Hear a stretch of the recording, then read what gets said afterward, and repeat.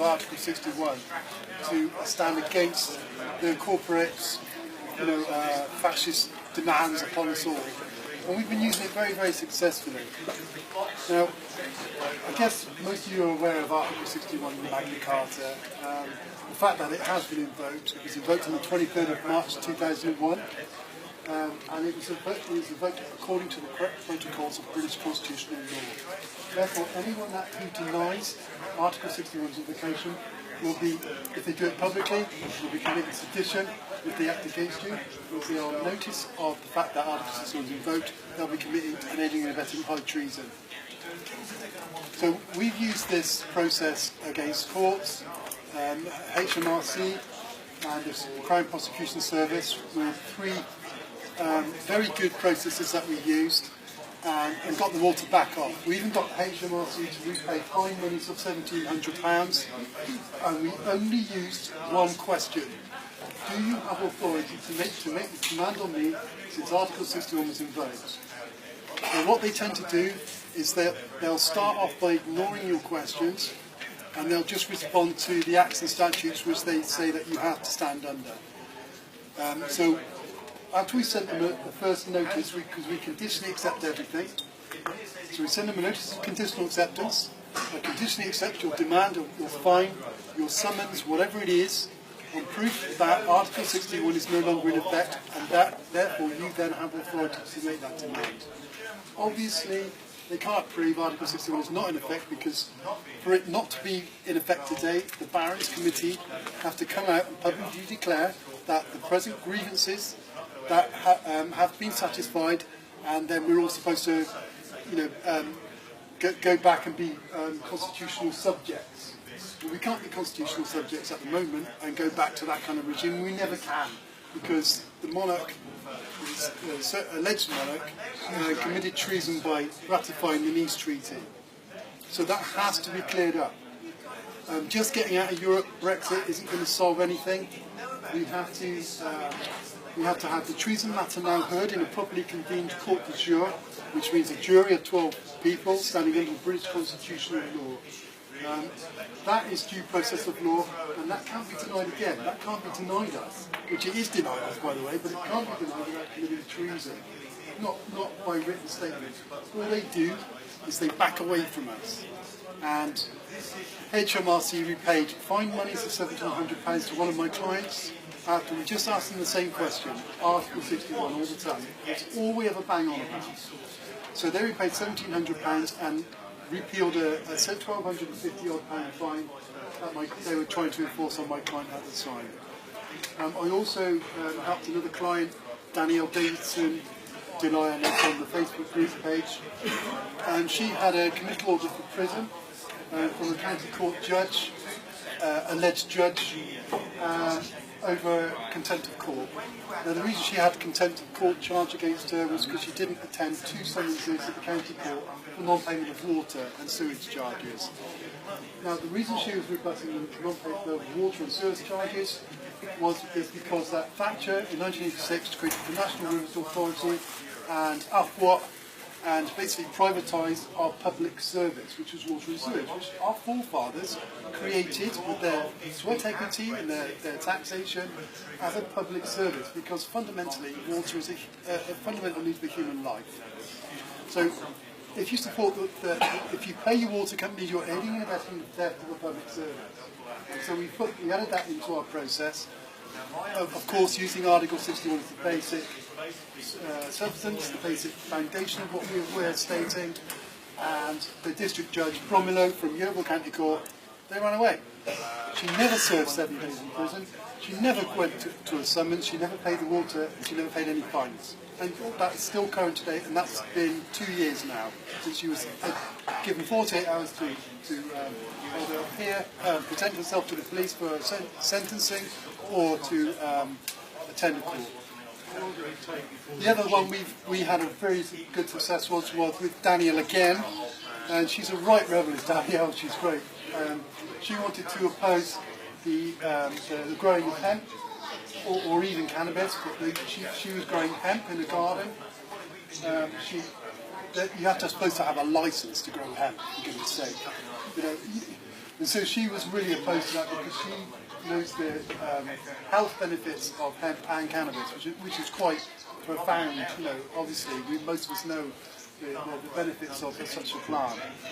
And so, because she's in rebellion, and the police at Wells, because we had them all on notice, knew she was in rebellion, and when they busted her and took her plants, it was all recorded.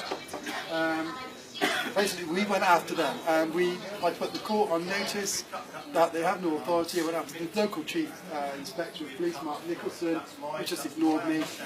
And basically, the Crown Prosecution Service, after a little bit of a process, wrote back saying, lack of evidence, we're discontinuing the matter. So this is what they don't do is say, oh, you're absolutely right. You know, you're standing under the law and we're not. Yeah, you're right. No, they're never going to do that, and we'd be foolish for us to expect them to do that. They always find another excuse to back off and run away. And that's what we've done consistently every time with every one of us. Every process that I've personally done, I've had a 100% success rate with. Others, there's one other guy actually that I know of that says he's used the process all correctly, and they still arrest him, they still stole his stuff, they still did this. And I haven't seen his full process, but I can guarantee you he didn't do it properly. Whatever he did not do what we've been doing and showing other people what we've been doing, because we can't really give you any legal advice or how to act. We just show you, look, this is what we did, this is the results we've got, you can do the same. And so I have to move on now to what other processes we've done. Well, let's move on a little bit very quickly. This is all unrehearsed, of course, so I'm just paraphrasing and getting through as best as I can. But we want to bring a class action. There are many of us now that have stood under Article 61 and used it correctly, and they've backed off. But still, I have a claim from 5 years ago. And there are other people, gentleman over there, Marcus Chamberlain, he has a claim against police brutality, and he stood totally under the law. They all backed off from him. He's never been to the summons that they made him go to. So what we're going to do is we're going to bring a class action against the Crown, the government, the Lords, and we're going to go after certain groups, political groups, namely UKIP, because they're supposed to be the ones that oppose the European Union the most. So we're going to put Nigel Farage, Nuttall, who's the local, the new head of UKIP, on notice, and we're going to ask all our members to go after our local UKIP MP representatives. And we're going to ask them one question: where do you stand under the invocation of Article 61? They have a duty of care to respond to. They're public servants. It's a very simple question. We've proved the evidence that it's been invoked. The Telegraph reported on it. That's the evidence we often use. Also the letters between the Barons Committee and Sir Robin Jambrin, the alleged Queen's private secretary at the time. If you read that notice, or the letter on that will prove all the treason that it has and is being committed in that letter. So it's very, very good evidence. And it can't be opposed unless whoever opposes the Constitution, which is either sedition or treason. And this is why this remedy is so powerful. We're getting judges, and we're getting, so-called judges and police and bailiffs. They're all backing off from us once we put them on notice of the facts. Okay, so we'll put them on notice that Article 61 of Magna Carta was invoked on the 23rd of March 2001, according to the correct protocols of British constitutional law. Dave, just for people that don't know what Article 61 is, I know you've more likely probably memorised on your head. When you say it, it's just some people might not know what it is. Okay, sorry, I probably jumped off into my world a bit too much there. Article 61 is the security clause of the Magna Carta 1215. Now, the Magna Carta 1215, no matter what the propagandists will tell you, it's in effect today. It's totally legal. Yep, John was under duress when he. Well, let me just get to that point. For something to be legal, it has to be lawful. It has to comply with the British Constitution. So the biggest lie we've got today is that we've got a legal system. No. We have an illegal system. So actually, I'm using the terminology legal more now because I sort of, the last year or so, I've got to understand that myself. It's all a progression of growing in awareness about this. So, yeah, so we're actually using legal instruments. These notices that we use. Oh, let me get back to the first point. Article 61. This is the security clause of Magna Carta. It's part of the contract. It's part of the equal consideration with that agreement. Okay? It was sealed under duress because King John was a bloody tyrant. And he was cutting off people's noses and ears and poking eyes out and stealing people's land. And the barons and the people that supported the barons, because it was general people as well, had enough of it. And so they said, look, either you stand under the law, or we're going to get another king, and we're going to, we're going to take you out. So you can say it's under duress, but under the same similar sort of duress that a convicted murderer would be under, to be honest with you. So Magna Carta 1215 was invoked legally, lawfully, and stands to this day, and it has been evidenced. So even by just the Queen, the alleged Queen, responding to the Baron's petition, she's responded. She was given 40 days to reply, and she replied on the 39th day. If there was no obligation for her to reply at all, then she wouldn't have done. Okay, we celebrated Magna Carta 1215 in 2015. We didn't celebrate the 1297 version in 1997. So, again, common sense really comes down to common sense, knowing what is truth, realising the propaganda and the lies. So, the security clause, Article 61, has equal consideration.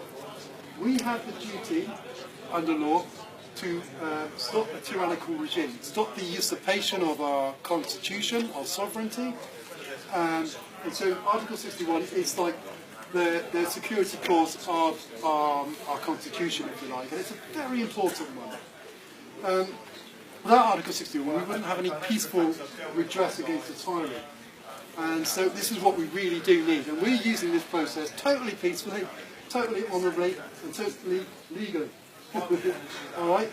So we're the ones that are standing under the law here. Everyone else in the country, including police, politicians, and anyone else that works in the services that are not standing under Article 61, are acting in outlawry. Whether they like it or not, 99% of the country are outlaws. They don't realise it, okay?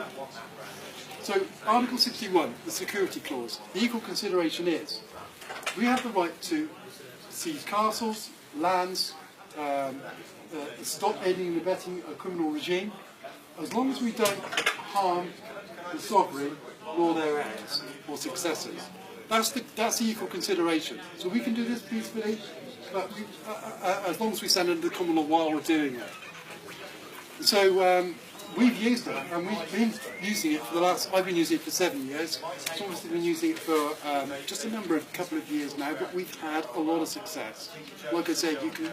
If you go onto my Facebook group page and look in the files, I've written up a layman's guide to lawful rebellion. It should give you the right concept of what we're doing, why we're doing it. And it also has the three processes that we've done against the cannabis, HMRC, and the contempt of court charge. What are the details of the Facebook group? I can give you a flyer, sir.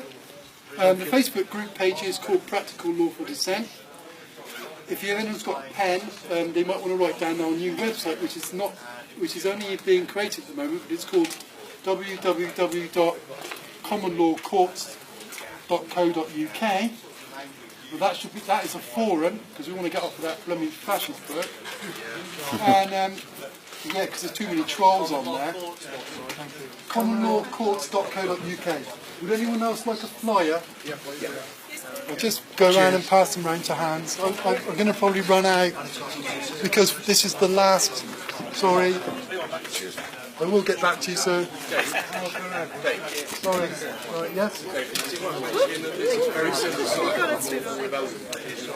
Yeah, there are duplicate. Co.uk. There's only a few left, but yeah, go for it. Sorry if anyone doesn't get one. That's the last of our production. Okay.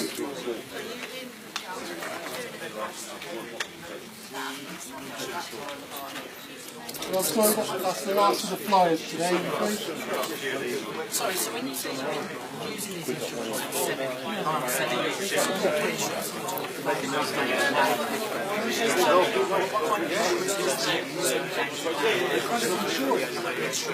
Okay. The instruments that we're using are lawful instruments, they're notices. The reason we use notices, let's just wait for someone's attention. The reason we use notices is because when you put somebody on notice of a fact in law, they cannot deny to know that fact. Okay, so if you notify somebody of a fact and provide the evidence of that fact, they can't turn around and say, I was unaware of that fact. Okay? Now, when it comes to the facts of treason, you have an obligation under law, if you know of an act of treason being planned or committed within or without the realm, to report that to a justice of the peace as soon as you can. If you don't do that, under Section 1 of the 1795 Treason Act, what's called misprision of treason. You're aiding and abetting. You can be, if you don't report the crime, you can actually be, and it's proven that you knew about it, you can be convicted for that crime. So we have an obligation to report that crime. We have an obligation to use these notices. We are compelled by the law to stand against this criminal government and to do it in an honourable, peaceful and logical, reasonable, evidential way. And that is what we're doing. And I've got to tell you guys, it's growing. This is getting bigger and bigger by the day, and we're having success after success. And I've had 100% success. Quite most of my processes in Glastonbury, where I did 2 or 3 pretty powerful successes there. Like I say, against HMRC, CPS, and actually courts and tribunals. And they're all back to that. And we've got evidence, like I say, in the layman's guide to prove all this. We've got a couple of people here that have used the process, like I said, with Marcus. I'd like to have had a few more of us, but they haven't managed to turn up. can I just ask a question? Yeah. Is this applicable in Scotland as it is here? Yes, it is. Is there not sort of a different... The Acts of Union bring in Magna Carta to Scotland as well. Right. Look, Connor, we've got a really great guy. He's a young guy on the Facebook group page. Connor, his name is, and he's doing the Scottish element. He's really up together. Done a lot of research. So look on the Facebook group page. He's one of the admin. Connor Wilkinson. Fantastic. He's a really good guy, and he's got his own Scottish element of the rebellion. So you can get all your information from there. And he's a fantastic guy. Shame he couldn't make it today, like a lot of them actually. Excuse me, may I ask a important question? Why is it that they ask for the oaths of allegiance to be signed? Do you sign it with the thumbprint? No, that's sign it as the, how do you, why do you have to send it? Why can you not just do the oath and keep it? No, you Why can't. do you have to, because I'm part of the sovereign movement on Facebook, Sovereign Power Legal, and I've got a lot of people wanting to involve this and use it. I have done it myself, and I've gone quite far in advance with my statutory notices and stuff like that. I chat to you quite a bit. Okay. What I don't understand and I can't answer is, why do we have to sign? Because contracting, questionable, and 2, why can we not sign and send it? Or can we use a thumbprint? No, right, okay. Let's first of all state why we ask people to. Let's just think why we asked people to create a note and send it to one of the barons. It was an obligation. It wasn't an obligation. It was a promotional thing. We wanted the barons to realise that actually people are waking up to this and that they're going to have support. So we thought it would be a good idea to send them the leadership. So they realise that the army's starting to arrive now. And we can't expect the Barons Committee to expedite the battlefield without the army arriving, okay? And there's not enough of us yet. We've got to protect them as well. They've got to feel that they are protected by enough people. So you can create an oath of allegiance. We always insist on you create an oath of allegiance, okay? Because that takes away any it proves your intent. It proves that your intention. You don't have to send it to a baron, you can have it, write it up, get 2 people to witness it, because that makes it a legal instrument. Like in any crime that you see, if there's 3 witnesses, the crime is Three like good men evidential. or three witnesses? Three good men. 3 good men, 3 witnesses, call them what you like, 3 good women, anyone, doesn't matter.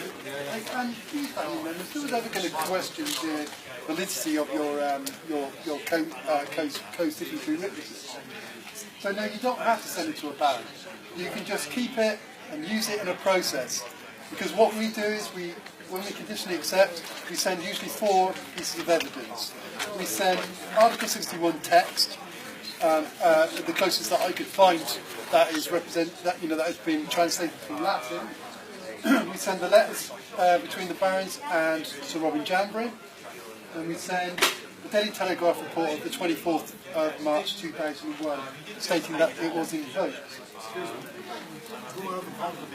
The Barons Committee, the Barons are a quorum of 68 Viscounts, Dukes, Lords, etc. that got together in 1999 to discover or to discuss whether treason would be committed with the signing of the Nice Treaty. And if you read through the letter between Barons and Sir Robin Jambry, you'll see all the evidence of why it's treason. All the evidence, we use the evidence, if you go into the files, look at the layman's guide, the evidence is in there, but there's also a separate file just saying evidence, and you can read it in there. Now I've lost my thread. Somebody picked me up, where was I? No, he told me with the Barons. Okay. Evidence. Over 4 pieces of evidence, and you just. Alright, so we sent the Daily Telegraph report, which was on the 24th of March, written by Davis, what's the name? Caroline Davis, thank you. And it was also reported in the Daily Mail, but we just used the Daily Telegraph report, which was incidentally in page about 15 in a small article, when it should have been headline news for goodness sake. It probably was. Sorry? Womack. Right, I hadn't even seen that myself, mate. To be honest, if you can provide that next time, do so, because we can always add it. But we just use what's freely available and freely observed, because it's still, you can still Google that, do a Google search, and you can still pick it up. You can still get it. So we use those pieces of evidence plus the oath of allegiance in the first notice of conditional acceptance. So we conditionally accept all your demands and prove that Article 61 is in fact. Here's the evidence. Now, mostly they'll ignore you. I think I've already said this. And, I've gone through the process. So it's the default opportunity to cure is they ignore you or they don't rebut your comment, your points, which I suggest we number 2 points. Is Article 61 in effect?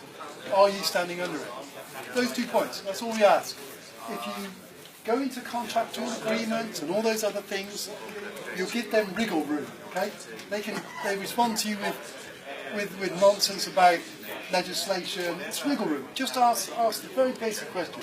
Have you the authority since Article 61 came into effect on the 20th of March 2001, blah, blah, blah. All they can do is ignore you or commit a very serious crime by denying the Constitution, which is sedition.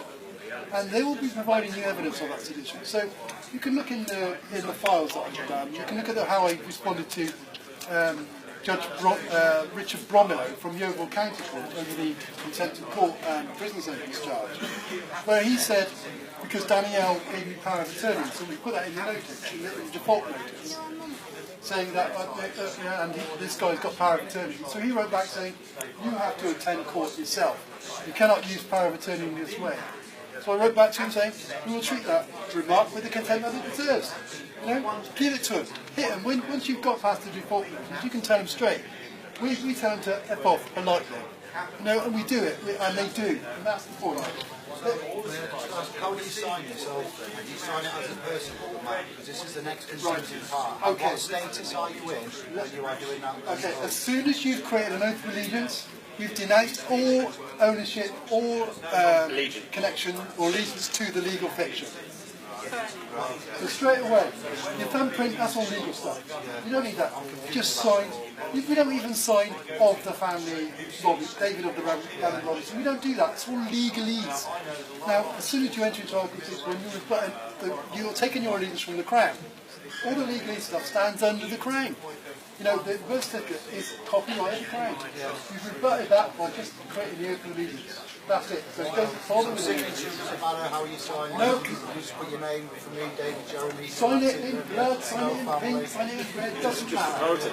It's just your name, the name that's parents' name. It's not the legal The name. given name, the given name. Yeah. So you'd use the given name.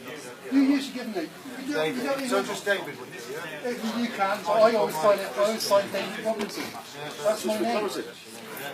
Once you sign it, then you're setting out the jurisdiction of them anyway. And because you're under Article 61, so it doesn't matter about it. Yeah, I can do that via a statute today. The reason I ask that is because I'm knowledgeable of the other side of it, which is what you're saying, the wriggle rule, the notice of intent, statutory declaration, affidavits, serving people and putting them on notice, and then obviously moving forward in the status as the living man and having the public all caps and the private person. So if I ever wanted to go to court, should I be crazy enough to, I would use my private person, not the all caps, and not claim the name.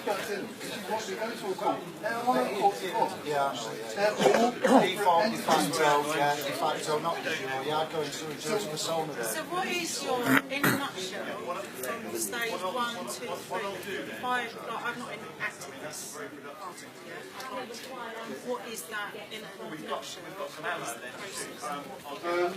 What are we achieving, or what's the process? To remove out of that legal. What we're doing is we're rejecting.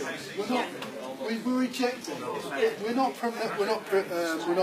protesting. You don't want to be a part of that society. Well, we can't lawfully. The law forbids you to be part of it, to accept legalese. So what is that step? We're saying enacting, you've got to write your own. What is the stage that I will follow? Yeah, what's the It's got the process on the Well, we have the process on it. Yeah, if you read the step-by-step process, or if you read the layman's guide, I've got a hard copy. I downloaded a hard copy of the layman's guide. It's 130 pages long. I'm not going to read it out. But within this process, I hope to have been able to give you the right concept of what we're doing here. The right concept about the law. And the reason why it's so long is I've added the other 3 processes to prove that this stuff works. So most of it is the processes that we've actually used. This reading is well worth reading because it should give you the right understanding of the constitutional law, because most of us are in, we haven't got a clue. I mean, most of us have been misdirected by the Freeman movement. Don't get me wrong, sir. I was an admin on FAOTL for a year.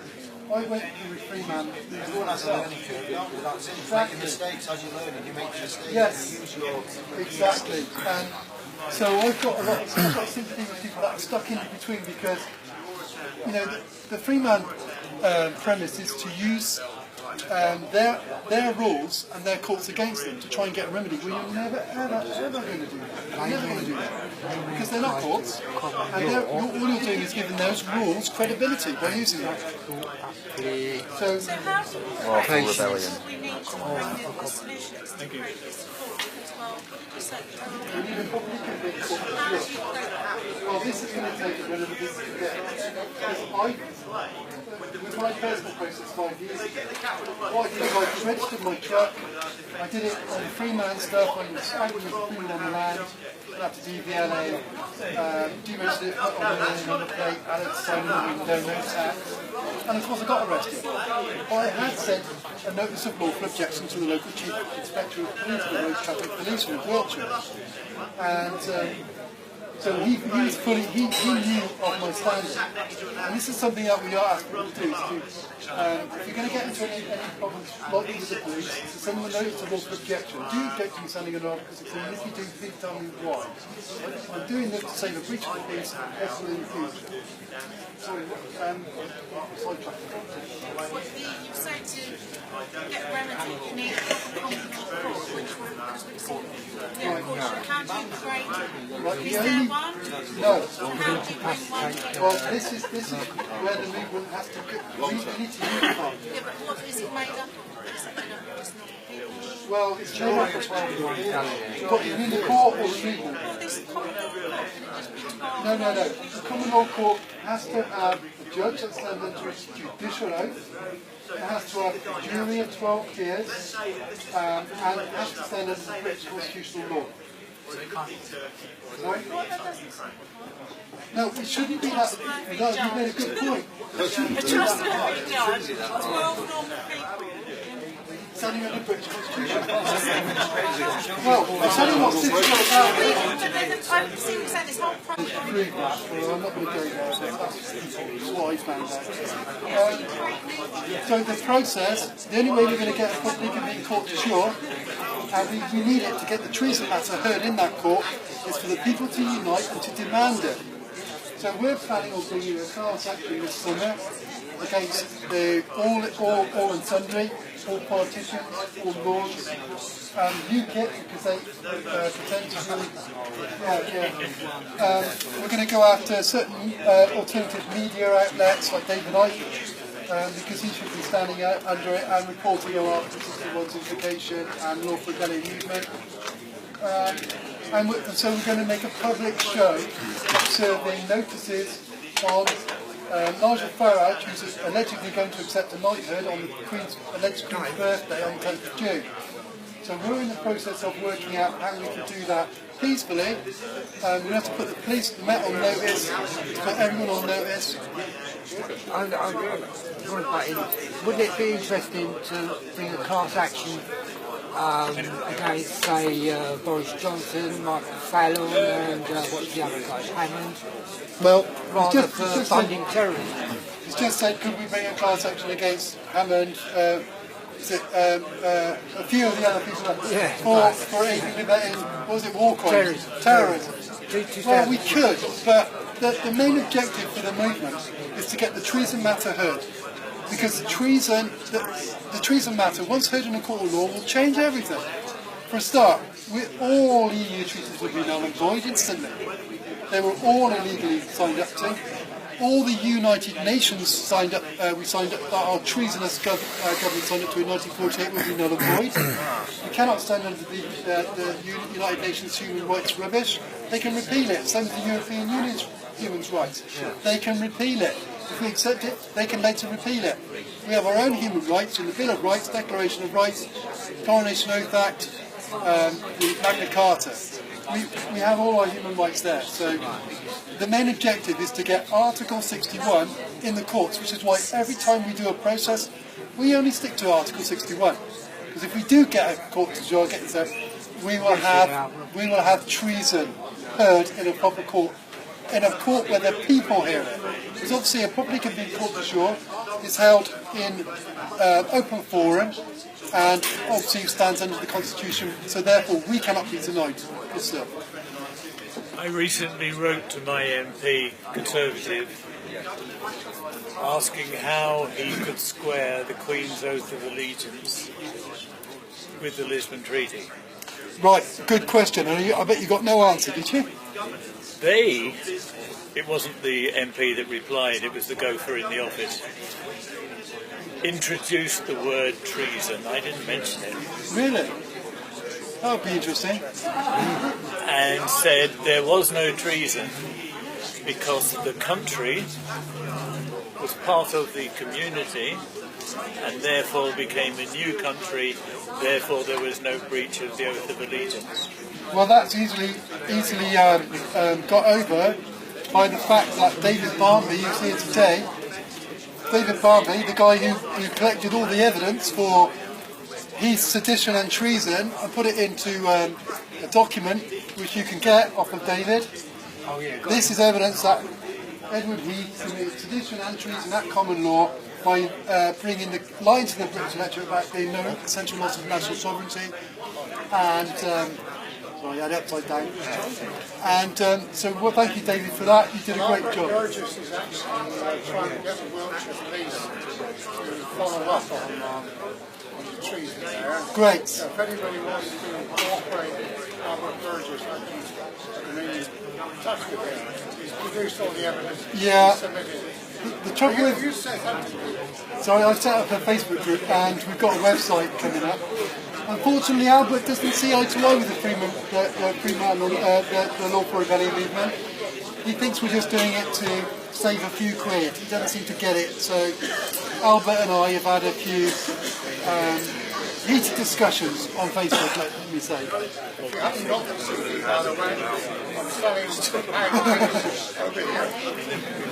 Thank you, David. So, to answer that, the 1972 Act was an act of treason, and evidently so. So you could respond to that with that. Giving him a copy of the Shorn into the EU as evidence. You can download it as well. You can download the shoehorned into the EU CD. Well, it was treason, obviously, to do that, to try and create... They didn't create another country, they annexed us under the European Union. We became a region, 9 regions of the European Union. And England, in future, if we allow this to go on, will not exist as a nation. Scotland will have their parliament, Wales will have theirs, but England won't. We'll be totally under the European Union parliament. That was before the Brexit thing, but trust me, Theresa May ain't going to give up, let us get out of the European Union. And even if we did, the UN won't want it, because it's the UN that brought the EU into being in the first place. The EU's got 2 years to make up any laws to rebut whatever. So nothing's changed. Nothing's changed, and nothing will change until the people unite. And all we're asking people to do is to support us and unite under British constitutional law to save our sovereignty. Without sovereignty, there can only be slavery, people. I don't know what else I can say. I've got to do it to compel you, if you don't want to.